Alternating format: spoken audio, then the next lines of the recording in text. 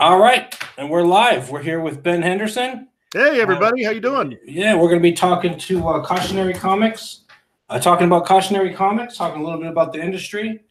But Ben, I did order Ravage, so I expect that Monday. Is that when it's going to? Thank you. Hey, maybe it started shipping out. I got to check the list, but yeah, thank you so much. All right, so Ravage definitely. You started shipping that this week. Yeah, it was yesterday. Actually, it was the first shipment, and now we're shipping it next week. Everything's rocking and rolling now. It's printed, all done, and going through the fulfillment process. Tell me about what happened at the comic store, your local comic store. Yeah, it was a blast. You know, we had some people that bought the LCS tier to get some special, discounts for comic book shops. The ones locally, I went in and hand delivered them, and they've been flying off the shelves. I'll be happy to say I'm glad to see that. Man, I used to be stationed in Jacksonville. Oh, were you? When I was in the Navy, yeah. Sure, yeah. What years? Let's see. I went in the Navy in '97. So right around 99 to about 2001, 2002. Nice. Okay, you had fun. Yeah. We were there right during 9/11 and right during the thing that happened in I can't remember, in Yemen. This that one where they blew up the ship. We were there for all that. Right. Well, thank you for your service. Oh, no problem. All right, but we're here to talk about you. So why don't you tell us first a little bit about yourself and your background in comics? So I've been writing for a very long time. I went to a art school for high school, Duke Ellington School of the Arts. Really just kept writing, going to different writing seminars and reading and writing. I enjoyed it. It was a hobby, and I kept doing it. Mostly screenplays, some novels, some short stories. And about 2006, I decided to take this massive material I had and start writing it to really in a shared universe or a shared comic book universe. And that was the beginning of Cautionary Comics. From there, 2016, I started putting together, a team to get it done. And, was lucky enough to have Chuck Dixon like what we were doing over here. And he's over now as a co-founder with me and Mike Barron and Brett R. Smith. And it brings us up to today. We're just rocking and rolling. That is awesome. Chuck Dixon's Mike Barron too. Both of them are legends. I'm a very lucky guy. Yeah. Let's see. Let's see. Brett Smith. He's got a really cool. He's done a lot. He's got a lot of contacts in publishing and all kinds of stuff too, if I remember correctly. He's working on. He was. He's 25-year vet. He started at Coffin Comics. I think it was his starter, at least early on in his career. And he is the guy behind all the biggest, or at least a bunch of the biggest crowdfunding campaigns, Jawbreakers, Trump Space Force. He's doing, he did Clinton Cash. That was huge. He did that with Chuck Dixon. He's a great guy, man. He's like a brother. I tell you, we have a lot in common. He's very passionate and, just a great guy. He gets it done. All right. So tell me, what's going to set Cautionary Comics stand out? What's going to help them stand out against everything else that's coming out today? Great question. So what we're doing, we're trying to take it back old school and really just focus on escapist entertainment that focuses on four things: story, character, action, and fun. Big action, right? Big story, big character, lots of fun. Nobody likes being lectured and preached to. People buy comics or go to the movies or watch TV to get away from their own stressors, So we're trying to give a lot of that back. What we're also trying to do is make it affordable. So we're looking for ways to make it, the art and, as high quality as we can while getting it out at a reasonable price. Number three, we're all in one big shared universe. So right now we have 50 titles that interconnect. Each one of those have a 5-issue arc minimum. Some have several 5-issue arcs. So that's going to be a big differentiator. Number four, we're sticking with consistent artists. So we're going to have the same artist on Ravage for really as long as we can, is my plan. For as long as the artists want to be a part of it, and we're all creating together. We're all owning part of the IP.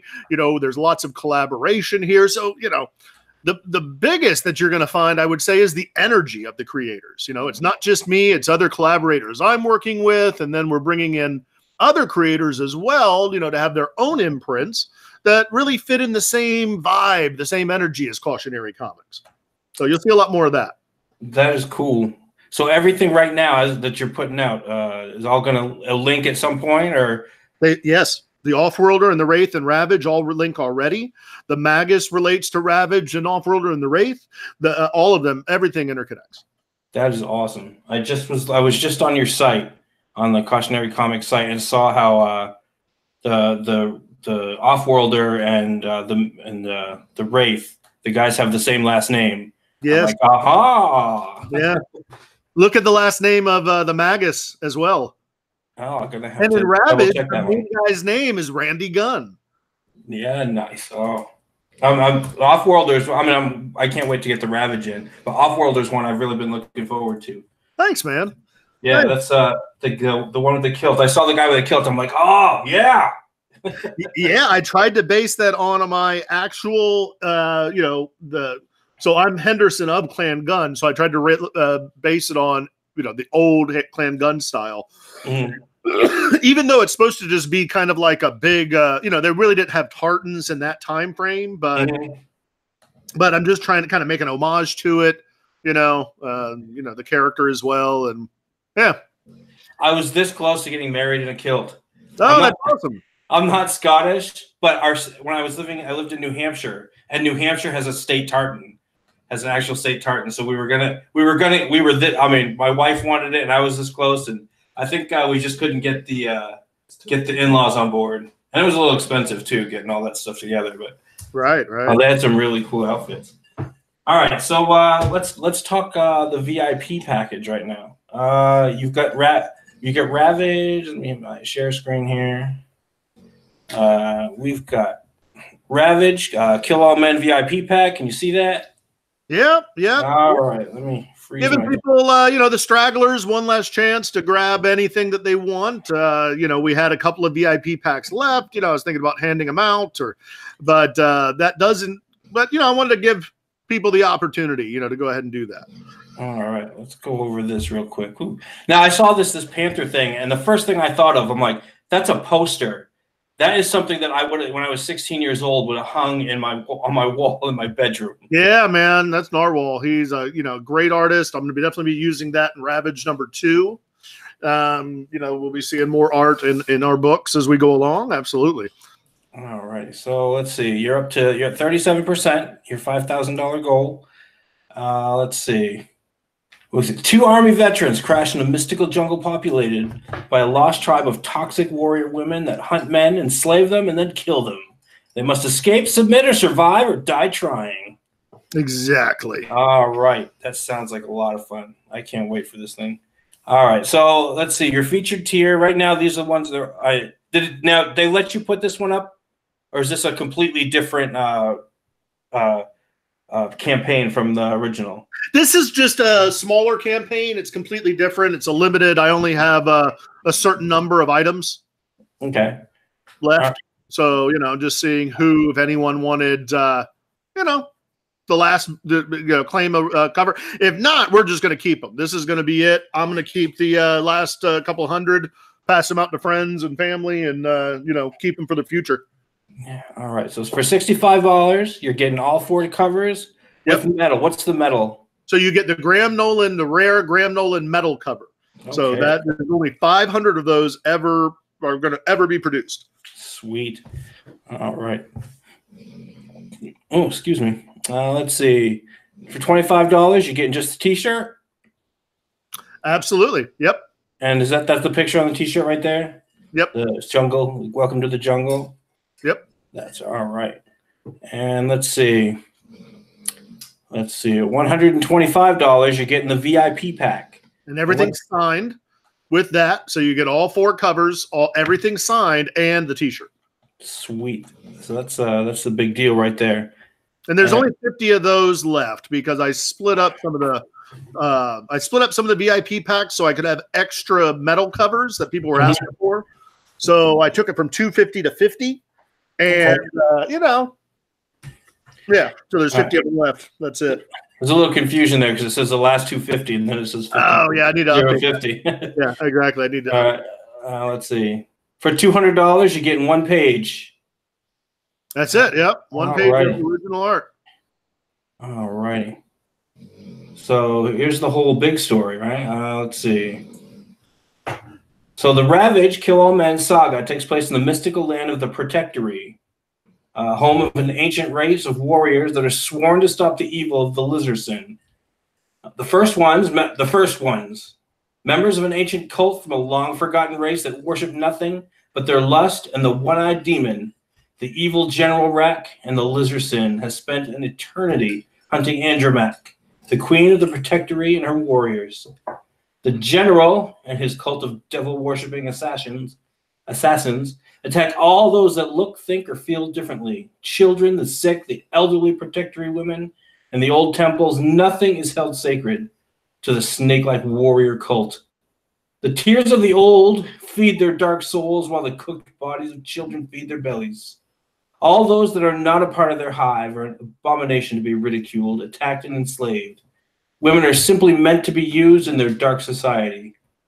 Ravage is part of the Cautionverse, a fully developed comic book universe of over 50 new and original titles. Our leadership team is filled with experienced, mature professionals with a track record of turning in projects on time that benefit corporations and customers alike. And now we are bringing our professional work ethic to our new comic book company and need help to continue to grow. Help us bring the Cautionverse into existence. The Cautionary Comics rocket ship is ready to launch. The last piece of the ship is you, our amazing future fans. Thank you for your support. Now, this is everything I've seen so far. It just looks awesome. Like I said, I want this poster, this narwhal poster. Me too. I want that hanging on my wall. I want a blacklight poster. Yeah. All right. So let's see. So we got a lot going on right now. Your comics. Are you going to continue to do the Indiegogo modeling for the company for everything, or? I think so. I think we'll start with Indiegogo. Crowdfund the books that people like, and go from there. All right. Let's see. I got your site up. Let's pull up some of the other stuff going on over at Cautionary. There's an Off-Worlder. And then his nemesis, the Wraith. He's the think of him kind of like an evil Silver Surfer. Therax the Destroyer, but worse. All right. And I have to assume they're in like family lines to each other. He's ancient and the other one's recent, right? I think that's how I read that. Right. There we go. Let's see. When Seminole Policeman, this is the Wraith. When Seminole Policeman Patwin Gunn's wife, Nina, became pregnant, it was the happiest day of his life. But joy turned to sorrow when doctors diagnosed the unborn babe with an incurable heart condition. Could you do to save your child's life? Well, would you do anything? Gunn sets out on a seemingly hopeless quest to find Imagog, a mythical Latin American deity. Gunn's journey takes him to Honduras, a deadly encounter with bandits, and the discovery of a lost temple in the forest. Here, against all odds, Patwin contacts the mythical deity, which agrees to save his wife and child on one condition: Gunn will become Imagog's avenging angel. It's very Silver Surfer right there. Right. All Gunn has to do is foment war, famine, pestilence, and death. But Imagog is not what he seems. He is a representative of an alien race with ulterior motives. The universe is not what it seems. And last but not least, Patwin Gunn is not what he seems. And the tradition of Michael Moorcock and Doctor Strange, the Wraith, will take you to places beyond space and time where the unbelievable becomes commonplace. So we got a lot going on here. Let's see. Yeah, both of these are by based on my original scripts, original concepts, and this is but written by me and Mike Barron. So he took it and just put it through the blender and made it it's just amazing writing with him, man. I mean, it's been great working with him and Dixon, and it's good stuff. All right, yeah. Here's the Magus. The Magus looks really good. That picture, it's as big as that picture gets, huh? That's still pretty cool. Thanks, man. Yeah. You know what is this reminds me of, especially the Ravage, is if you look, I don't know if you've seen my you know, I don't think I'm even screen sharing right now, am I? If you look at my no, I'm not seeing it, yeah. Oh yeah, if you look at my icon, that's like from some like men's magazine from the 50s. And I was looking for this picture, and I was looking through pictures of these covers of old men's magazines, and every single one of them is like supposedly true stories of guys that were stranded on deserted islands with warrior women, and they became king of the warrior women. Like almost every story, it was either that or they were all being attacked by rats. Right. Yeah. Right. Right. Exactly. They had all these painted covers, and that's the sense I got from Ravage. It's a straight like, and I don't want to say it's. I love that stuff, you know, and like Frazetta and you know, all the fantasy kind of worlds. Yeah, that's my jam. Yeah, that sounds like it's going to be really cool. Like I said, I can't wait to get this Ravage book. Let's see. Now, you've been having issues with kind of the blacklist stuff going on? Yeah, we have. I mean, definitely at a couple conventions, you know, you know, it really just depends on where. Now, definitely in the media. Now, you were actually physically threatened, right? We had a death threat last year when we were trying to go to cons, you know, and that was really, you know, that wasn't great. You know, I can imagine. But you know, yeah. Other than that, you know, right. Other than that, but. Yeah. But, you know, that's why I really, you know, part of why I decided to make my own thing, you know, I never submitted anywhere ever to any other company like Marvel or Image or DC or anything. I, you know, just figured I want to be able to do this, you know, the best way I can and go from there.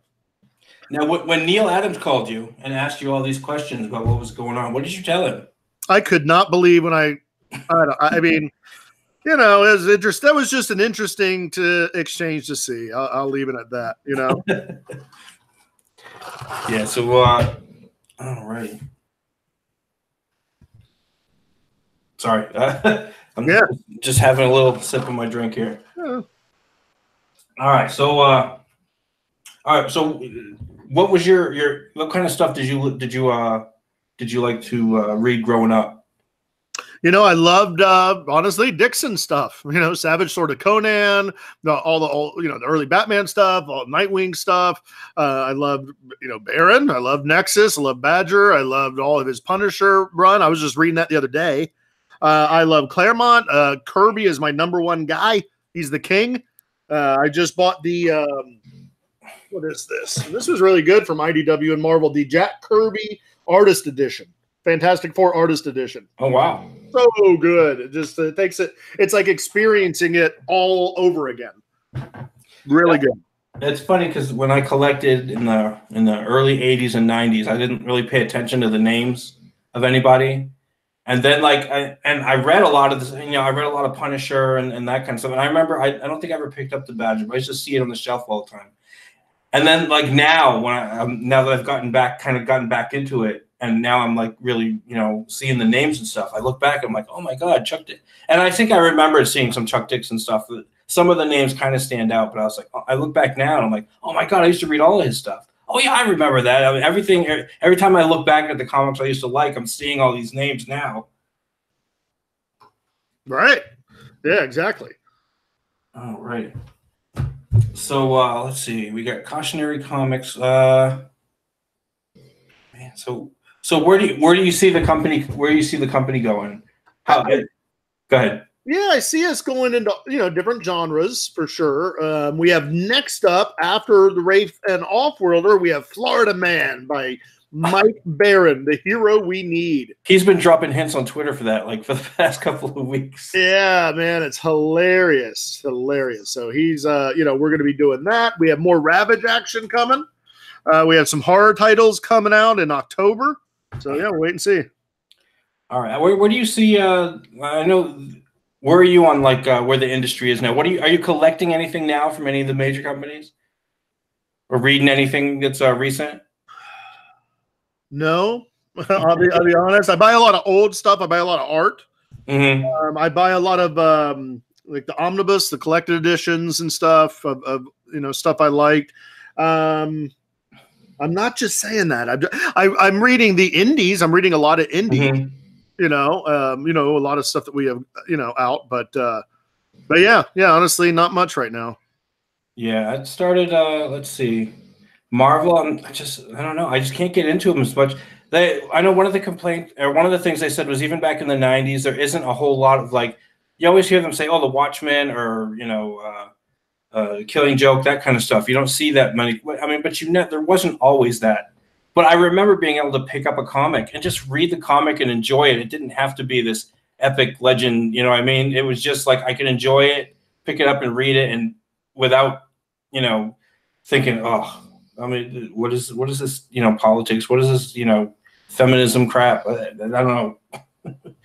It's like I see it now. I can't even pick up a book off the shelf anymore without just seeing it on the cover. Right. I want to have really consistent art, things like that. And I know before like the Image thing happened, I mean, as a kid, I guess I kind of knew it in my head that, that Stan Lee didn't draw everything. But, I mean, once the Image thing happened and those guys became rock stars, and then really that started bringing names to the forefront. And I was talking to somebody about how, the new, I don't know, artists, maybe the new writers, I don't know who really is in charge in those areas. But it's like instead of writing the character based on the character, now they're writing the character almost like based on themselves. Like, I can't think of an example right off the top of my head. But it's like, why don't you? It's what people don't like. It's why it's the consistency. They want to see the character that they grew up with doing, maybe growing as a character, but not constantly changing.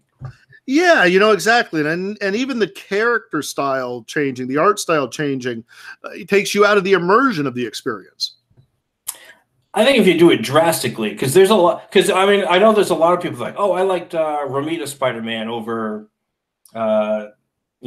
someone else's, McFarlane Spider-Man or whatever. It's cool, I think the character is so much more important. As long as the character looks good.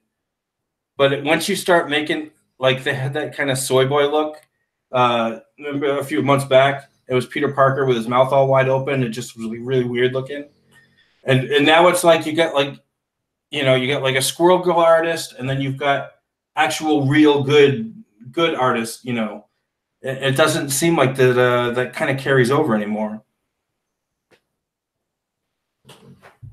Yeah, no, I agree. Oh man, so you got let's see, you got Ravage 2. When's Ravage 2 coming out? I'm thinking June, after we start shipping out the Off-Worlder and the Wraith, we know we have more of a production line now, Oh, that's good. So you're working with you said you were going to do the Ravage as the same artist. Who's the artist on Ravage? That is Jimbo Salgado. Jimbo Salgado. All right. Do we know him from anything from before? Or is he a relatively new guy you picked up off the street? No, he's been around. He was a Marvel. He's done Marvel covers. Stuff. He's been around for a long time. Good. I'm still learning everybody's names. So I'm still trying to figure out who everybody is. Just so many people. I'm kind of catching up on. All right. So you're gonna. Yeah, man. Me too. It's a big industry out there. Yeah. All right. So we got, let's see, Ravage 2 coming. We got Off-Worlder and Wraith are going to come out right about the same time. Yes, those are actually be in the same one. Oh, they're going to be the same Indiegogo? Yes. Outstanding. Yeah, exactly. Right. So I'm going to try to do 2 each, especially if they interrelate. So the Off-Worlder and the Wraith are their evil enemy. Their nemesises. All right, that's cool. Yeah. And you got let's see, since you're here representing your company, you got Florida Man coming out. Yeah, absolutely. We have the Magus. That's coming out in October. It's kind of like a cross between Ghost Rider and Greatest American Hero. The log line is they kidnap the woman he loves. He's going to raise hell to get her back. And the Now I think of Greatest American Hero. I think of comedy, but this is going to be a more serious book, right? We'll have some, you know, even horror has comedy in it for me. Okay. No, I got nothing against comedy. It's just I want to make sure I'm getting the story straight. Yeah, I mean, there'll be definitely some comedic moments, but it's really a guy who doesn't know how to use. Oh, okay, okay, I get that. Oh man. So let's see. You got that. What else you got coming up at a cautionary? It's you're hoping to grow. I assume. You have 50 books. You say you have 50 titles coming out. Is that past titles too? Did we miss some or? No. This is you know, stuff that I've worked on over the years that I have had in screenplay format. I rewrote into really more of a sequential visual storytelling appropriate format for that. I had to cut down some scenes. You think about it very differently. Than thinking about filmmaking or directing. How do you shoot and how it's going to look and the lighting, and you got to really get to the point of the moment and show don't tell in that moment. Mm-hmm. It's a different way to think, but it's fun. It's fun, and it really gives you a way to explain your whole story. That is cool. Now, I talked to you a few months. I think it was you. Are you the one that makes the knives on the side? I do. It's a hobby? As a hobby, yeah, I do. I'm more of a finisher. I don't do much. I don't have a lot of time these days. You just basically you buy the patterns or whatever? The blanks, yeah, I get the blanks. Yeah. That's cool. I remember you were showing off some of your stuff, and I was like, that is a cool side hobby. Yeah, man, it's fun. I mean, I had fun doing it. I wish I had more time now. My comic book stuff has kind of turned into more than just a side hobby. I kind of was expecting it to be in a great way. It's blowing up. Oh yeah, absolutely. It's good that you got a whole business going, and you got a plan. You got all these great guys now on board. Yeah, it's amazing.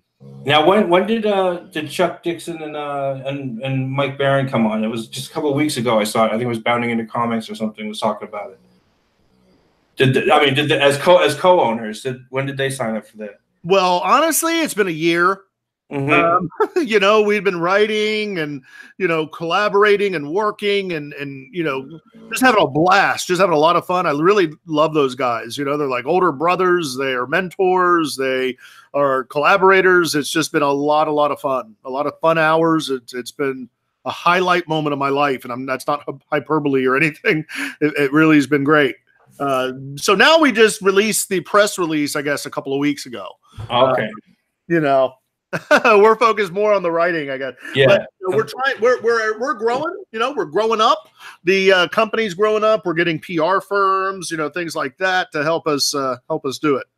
I think it's good to get all this to announce these things and announce Cautionary Comics as a publisher, because I think a lot of people, when they're seeing the Comicsgate kind of stuff or the Comicsgate adjacent, or I'm not sure where you consider yourselves, but it's good to see a whole company come together as opposed to individual little projects. I think it gives people more kind of hope about the future of these indies and where it's going and getting away from the big companies. Yeah, I agree. Lots of us are doing that. I always tell people to do that. Honestly, they come to me thinking there's like, I found a magic bullet or fountain of getting your Indiegogo done. But, really there's not. You got to be excited about it. Go out and promote, do your own YouTube if you can, and believe in your idea and push it, and then start your own company. It's not that hard to print comics anymore once you know how you're going to do it. Have all those little flips, switches flipped. Whether you want to do, use something like Print Ninja or go newsprint or go, really anywhere in between those, right? Yeah, absolutely. All right. So, we were talking about Ravage. Where'd you get your idea for Ravage? Honestly, it came from another screenplay, an older screenplay, and then I wanted to make it more of like a horror Lethal Weapon, these two army vets crash into an uncharted jungle populated by a lost tribe of warrior women that hunt and kill men. right? They have to figure out a way to adapt to survive or die trying. So, you know, I love Grindhouse. You know, I love those 80s Grindhouse flicks, a bubblegum flick, you know, a fun adventure, just a fun adventure. You don't have to really think about it. You're not getting lectured, you know. That now it does have a moral to the story, but it's not ham-fisted, you know. It's not ham-handed. It's not, you know, it's mostly focused on the fun and adventure. So none of the warrior women are wearing pussy hats or anything like that? No. They ride huge Panthera Gombo Genesises, what they call the Panthera, which are based on a panther that really existed in prehistoric time that was twice the size of a modern lion. Just these huge beasts. And I have like kind of a Land of the Lost style with these women in the Panthera. Nice. Oh, I used to love that show. Land of the Lost. I got my little girl, when she was 5, started watching it. And she's like, "Can we still?" I said, "That show hasn't been on since the 70s. I'm sorry." Yeah. Well, you know, you can get the old DVDs or something. Yeah, I gotta look for that. That's I used to love all that HR Puff and stuff. That was all the same company. All right, so let's see. What else? We got the Ravage going on. We got the Offworlder. I got my daughter talking downstairs. She's talking to the cat. Let's see. So let's see. What else you got going on? Let's see. Chuck Dixon's got some stuff. I guess. I guess it's easier for a writer to get more stuff out too than it is for an artist. It doesn't take as much time, but you are, of course, thinking about it enough. You know. Yeah. Well, yeah. I mean, the artist is the guy is doing the hardware. It's easier as a writer. I'm not saying it's easy. I'm saying as a writer, it's easy to come up with a whole bunch of ideas, and then finding the people to actually put them on paper is the hard part, to get them actually drawn up and stuff. I know I have a ton of ideas, and you know I start writing them down, and then all of a sudden another idea pops in my head. I'm like, I'm never going to get all this stuff down. No, man, I hear you. You know, I mean, I've been doing it for 20 years, so you know, I'm not doing it. You know. Mm-hmm. All righty. All right. So we got. Let's see. We got Cautionary. All right. We got Offworld. Offworld. Oh my God! I can't even wait. I can't even tell you how excited I am for that one. Just looks really awesome. Offworlder. Can you tell us a little bit about that one? Yeah, absolutely. So, you know, 7th century, you know, Scottish warrior, really on the Pictish north. Henrik Gunn is fighting this Viking invasion, right? When he's abducted by aliens, he sacrifices himself, right? But really, he's brought up into this mothership, and he has to choose between giving up his life or fighting an intergalactic battle to save the people he loves. So he sets off on this big adventure. He becomes enhanced like a cosmic demigod to fight the battles that his creators can't. So in the meantime, you know, while he's saving the Earth, he's fighting the forces of Imagog and his agent, the Wraith. There's how you're linking your two books, and it's man, it just sounds so much more exciting than they're fighting the patriarchy. Yeah, you know, and they both have a reason. It's going to be the character reason. You know, I was just reading that Kirby book I was telling you about, right? And in the Fantastic Four annual number 6, it was all about Sue Storm about to die, right? Delivering her baby because the cosmic rays, this particle in her blood. And had to get to the right? Remember? And they had to get to the I had forgotten. I've read it so many times, but they had to get to the negative zone, you know, and Reed Richards was almost crazed. You know, he's like, I'm going in there by myself. It doesn't matter. And his friends, you know, his brother-in-law and his best friend was like, no, you're not going to be the only hero. Calm down. We're here with you. Right. And they go on this huge cosmic adventure to get the rays. There's a ticking clock happening in this one issue. You know, they got to get back and save Sue and the baby, you know, and if they fight huge, you know, Annihilus's forces. They get the cosmic rod. They rush back. They finally get to the barrier. They get through to our dimension, and they save Sue and the baby just in time. That's an adventure. That's a comic, you know. It's not people sitting around a diner drinking coffee and talking about their cats. Right. But it portrays so much human emotion that everybody can jump into. You know? Exactly. Yeah, exactly. I mean, you want that. It's the kind of stuff people want to read. Nobody wants to read about, everyday hokum. And that's what a lot of comics seem to be now. It's like they've taken every comic, a lot of these characters, just put them in a sitcom. It just annoys me sometimes. Really, it's so hard for me going into the shop to find something that I want to read that really jumps off the shelf at me. It's getting harder and harder every time. Yeah, well, because I'll be honest, I don't think they're creators. They're not creative. A lot of these people. I'm an editor at this blog, so I got my job in a creative role. Okay, well, great, but that probably would not have cut the mustard if in the 70s or 80s, right? Yeah. Would Jim Shooter have given you a job?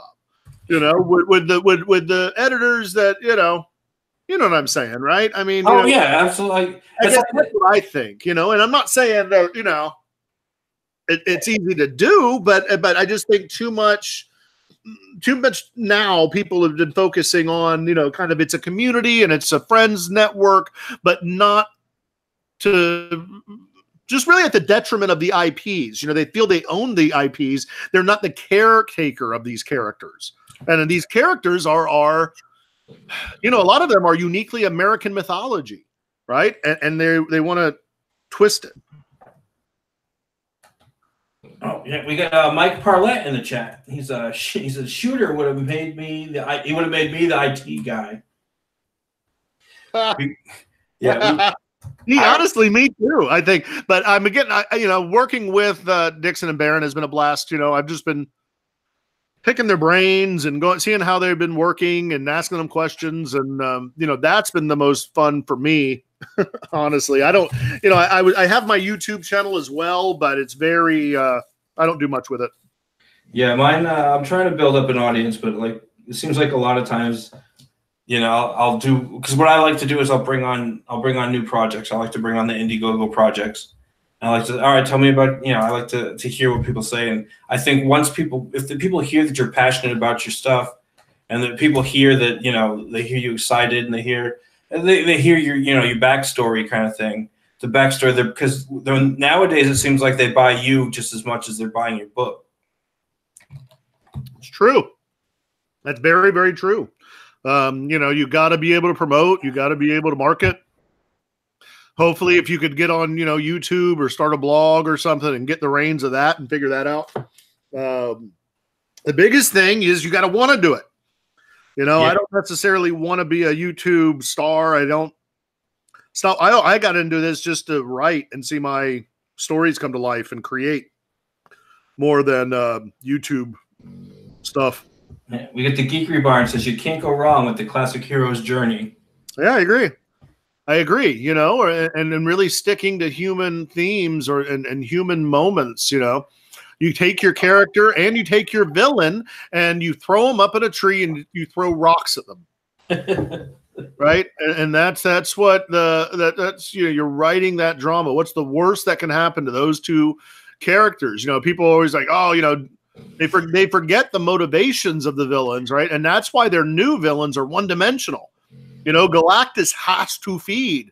He's not trying to mess with people. It's just what he got to do, just has to do it. Dr. Doom wants to save his mom. That's why he started that whole thing, right? It's always the best villains that, think they're the good guy. Well, I think they changed in the Batman cartoon series, Batman the Animated Series. Didn't they change Mr. Freeze's backstory? And they made it really. It was him trying to save his wife. Yeah, So they kind of. It was a really human story that they did. Right. Did they incorporate? I never really followed Batman that much. I don't know if they incorporated that brought that into the regular Batman comics.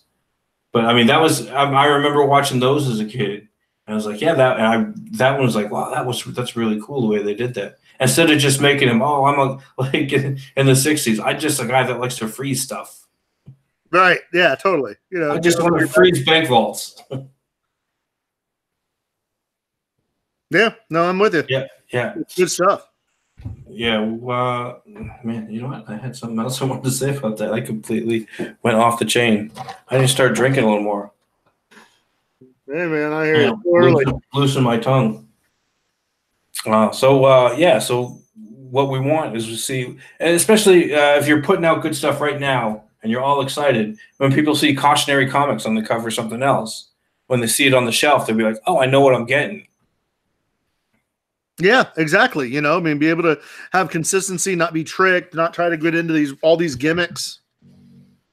Yeah, and that's kind of a big thing I see with Marvel is there's so much bad stuff. Even though I know there's good stuff. The Venom's been pretty good. I know there's good stuff coming out of Marvel, but there's so much bad stuff, and that's the stuff that seems to get the most promoted. That it kind of sours you on everything else. You don't know what you're going to get. You could get something. Oh, this is a really cool story, or you could get Squirrel Girl or Domino or whatever you're getting. It doesn't. The whole brand isn't consistent. When you get the bad stuff, it brings the brand down. The good stuff won't necessarily bring it up. Yeah, no, exactly. I mean, you got to be very careful of it and really care about what you're doing, and go out there and give it your all. Alrighty, so we're looking. Let's see. All right, so we got. Let's see. We already talked about Ravage a lot, but that's a good one. Let's go over that one again because we got some new people on right now. You know what? Actually, we had this thing. Geekery Barn says she liked Domino and Deadpool 2. And I'm going to tell you, this was a big, huge marketing thing that really stuck in my craw with that.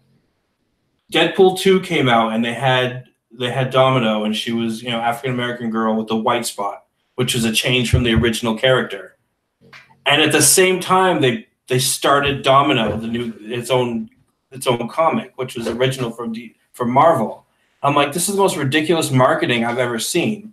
Because she was cool as hell in the movie. I really liked her in the movie. I liked the actress. I liked, the action. I liked the movie. And people seeing that, and we go to the comic store, and they'll be like, why did they whitewash his character? And then the guy has to be like, well, no, they didn't really. And then it becomes more complicated. And it's like, that's not the character I want to read.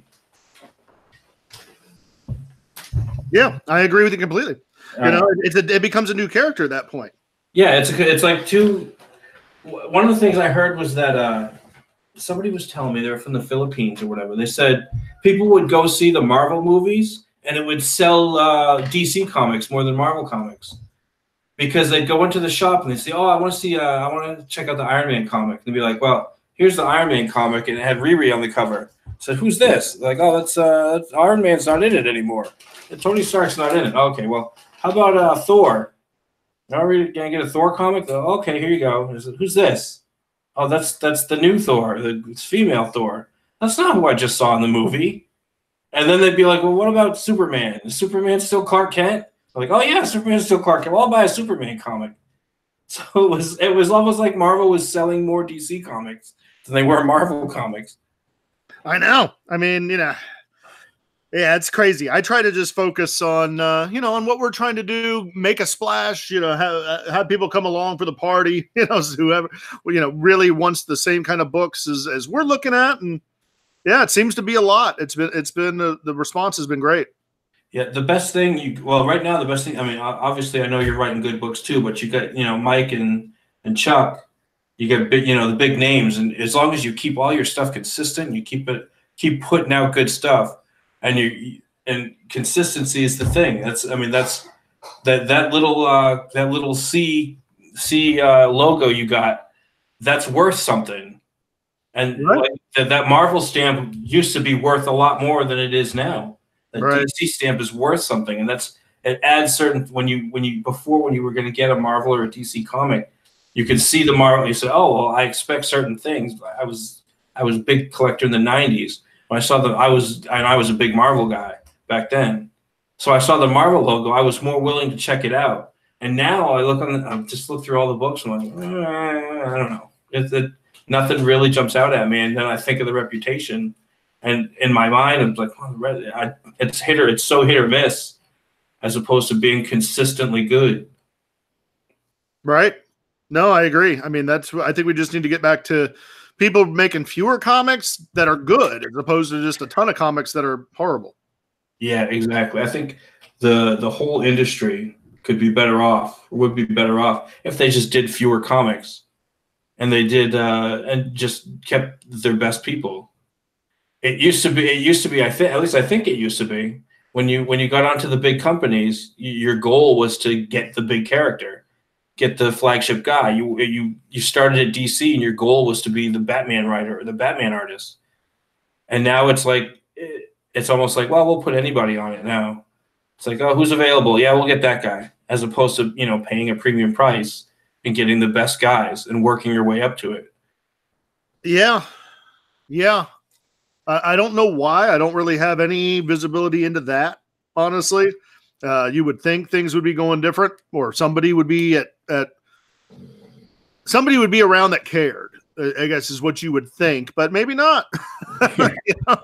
And it's just about dollars and cents and money and agendas and politics. And, okay, that's cool, but new people are going to start jamming in their garage. They don't want your stale music.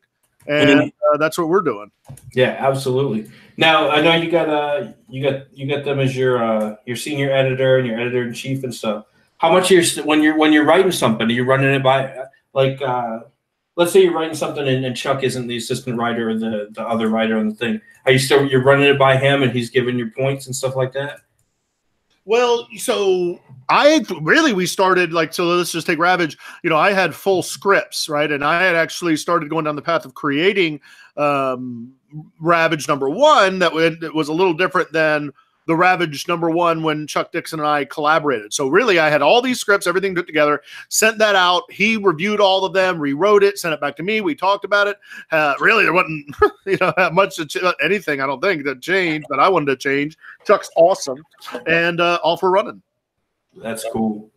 So yeah, that's what when I finally get something done, because I'm working on a few things, and we got one artist, and I just gotta be able to pay people. But what I'd like to do, especially when I get my first big project out, I really want to have someone in the industry, maybe not one of the bigger names, but somebody who at least has done this before, to have a look at my stuff and have a look at the project, and be either like a mentor or a senior editor or something like that, to just make sure that the project is good to go. Well, yeah, that's a great way to go about it. I think so. All right. So yeah, you guys, well, you got Barron and Dixon. So I'm done. You're in good hands. Yeah, I don't want to listen to anybody else, really. I'm happy. I'm good. All righty. So we'll get ready to start winding this down. Let's go over the Ravage one more time. Well, hey, that sounds great. Ravage, the VIP pack, the last chance, about a week left that you can get this on Indiegogo. $65 buy-in is the lowest tier, but you get all the covers. You get everything. Mm-hmm. Let's see. Hold on here. I'm doing my little boomerang, my screenshot. There we go. All right. Let's go back over here. All right. So there's that cover. There's that poster again. That is just amazing. I love that. All right. Amazing. All right. So you got 29 days left on this. You've just started this. I'm probably going to shut it down in 7, though. I only launched this just to get some last orders, people that might have not have ordered in the first Indiegogo, because we're doing the shipping and fulfillment now. Mm-hmm. So we need to just throw some more names, in there if people wanted to buy them. But after that, I'm not doing this again. I'm not opening this back up. Once this #1 is fulfilled, that's that. And we're actually going to go through a different process next time. So, that's that. So this is everybody. If whoever's listening, this is your chance to get a hold of this book before it goes bye-bye. All right. So you said about 7 days left for that. And this is just, you don't even have to really reach your goal then, right? No. I mean, I'm going to wait till obviously you'd want to and more, but yeah, no, I mean, we already are. This is just for, I thought it was something nice. Honestly, we had 250 packs left because people, honestly, we're new. People don't know us yet. They don't know the story yet. They're not invested. So we had 250 of the VIP packs left.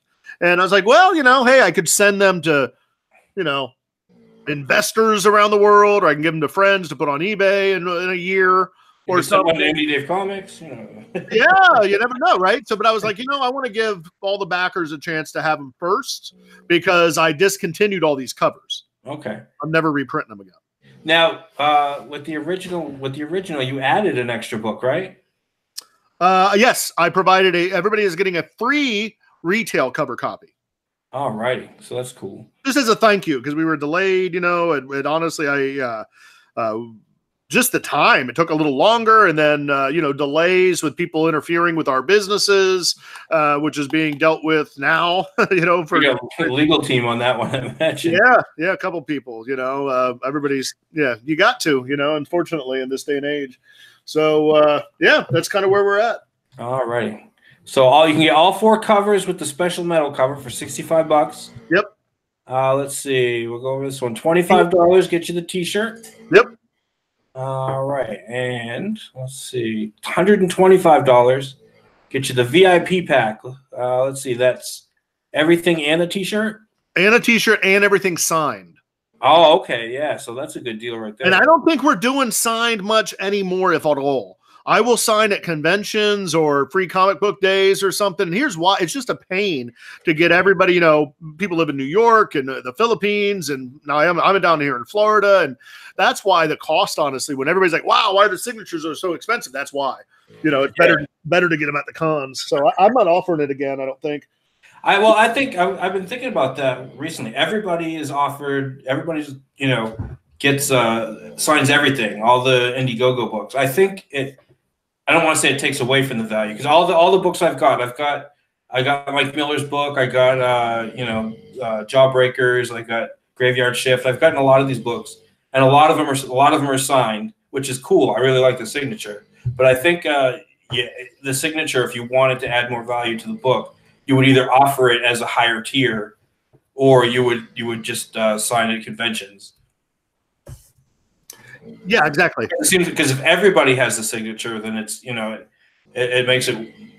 I guess I don't want to say it's worth less, but it is worth less. It's supply and demand. But I'm just not going to jack up the prices like that and worry about shipping stuff internationally. I'm going to this dude to sign it, and this guy to sign it. If we're all together at a con, I'll sign all day. But on the next Indiegogos, unless it's the VIP tier, we will be offering 3 tiers.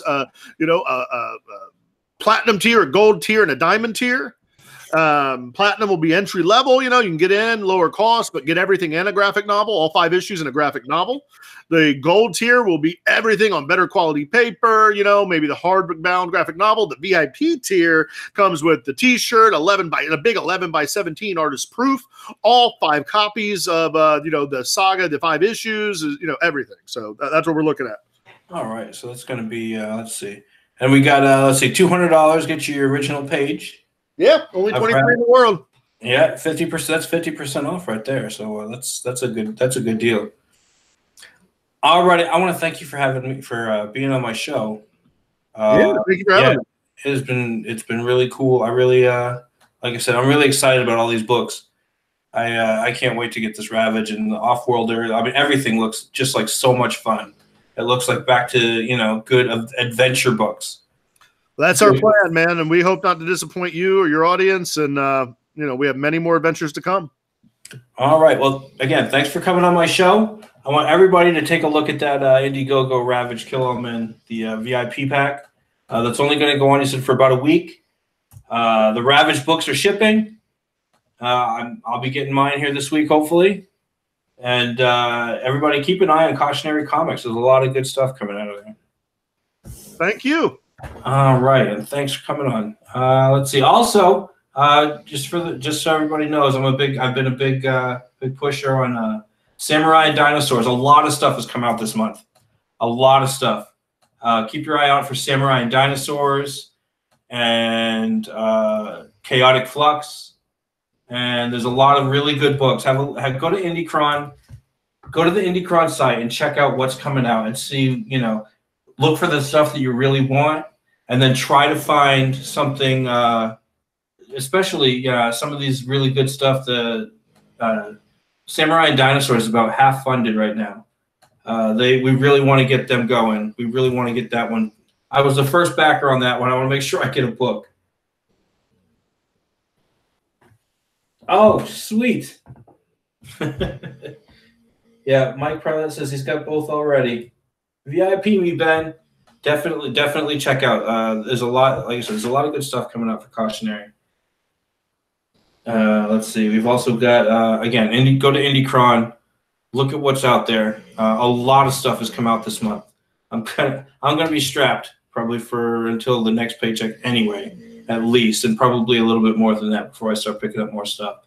But I'm definitely the Off-Worlder really excites me from Cautionary, and since that one's got 2 books coming out at the same time on the same thing, I'm really excited about getting to that one. Let's see. What do we got? I want to thank Mike Parlett for coming in, and the Geekery Barn. Always good to see you in here. Yeah, none of the women are Captain Marvel SJWs. It's they're definitely not, at least not drawn that way. All right, so everybody, thanks for showing up. We'll try to. I'm not sure. We're not doing anything tomorrow. I don't think. We do the family weeb stream, but I don't think we'll be doing that tomorrow. Let's see.